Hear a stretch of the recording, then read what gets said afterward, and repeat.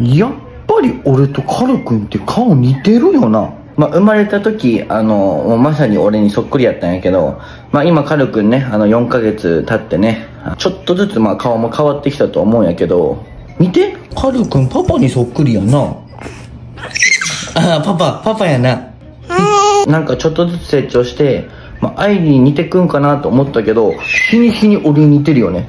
もう喜んでる。コメントとかで結構、アイリーちゃんに似てますよって来るんやけど、外で会うリスナーさんとかに会った時に、カルくんパパそっくりしか言われたことないんよ。コメントではアイリーやけど、外ではアイリーに似てるって一回も言われたことなくて、俺の友達に聞いてもそうなんやけど、もうガチで、もう忖度なしで言ってほしい。